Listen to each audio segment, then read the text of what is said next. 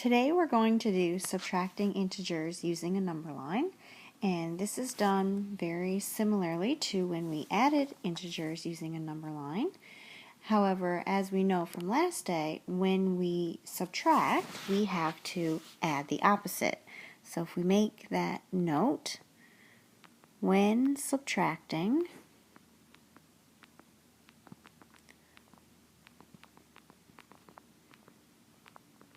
we must add the opposite. And because adding the opposite is very important to remember, we're just going to highlight that. So we want to add the opposite is very important. So you guys can underline that in your exercise book to remind yourself of what the rule is for subtracting integers. So if we do an example, so let's say that we want to do positive 2, and we want to subtract a positive 9 from that. So from last day, we need to remember that adding the opposite, the first integer will stay the same. We change the subtraction sign to an addition sign, and the second integer we have to pick the opposite sign. So originally we have a positive 9, so the opposite of that would be a negative 9. So now that we have changed it to an equivalent addition equation, we need to draw our number line. So draw our number line across our page and estimate roughly where the middle is, and we're going to put 0 there, and then we're just going to fill in our number line.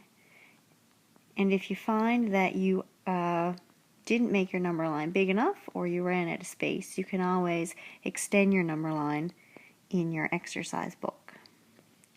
So I'll just draw out the negative numbers here, and that's about all the room that I'm going to have on mine.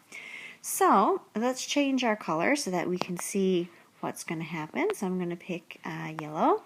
So if we draw a positive 2, we start on 0, and positive means we go to the right. So I'm going to go to the right, a positive 2, and I'm going to stop right there. And since our second integer is negative, I'm going to change my color, and I'm going to select red. And I start from where I left off, and left means negative, so we're going to go to the left 9 spaces, and that would bring us right to negative 7, which would make negative 7 the answer to this question.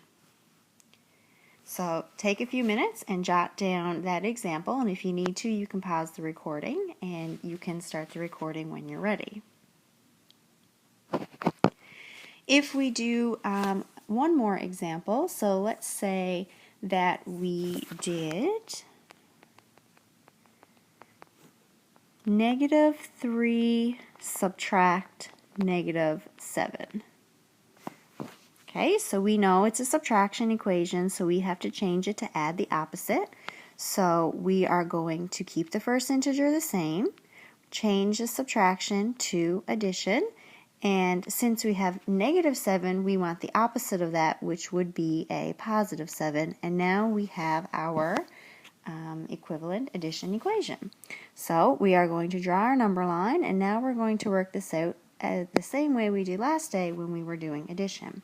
So let's fill out our number line. 1, 2, 3, 4. And you want to make sure that your strokes are roughly equal as you're going along. And if you want to, you can use a ruler. But fill out your number line. That one was a little big. And so now we're going to put our integers on our number line. So first we have a negative 3, so we know that negatives are represented by red, so I'm going to pick a red, and negatives mean go to the left. So if I start at 0 and I go left 3 spaces, I'm going to stop on a negative 3. And now I want to go positive 7, which is 7 spaces to the right, and so I'm going to use yellow, and if I go 7 spaces to the right from where I finished, that means that I'm going to end up with a positive 4 for my answer.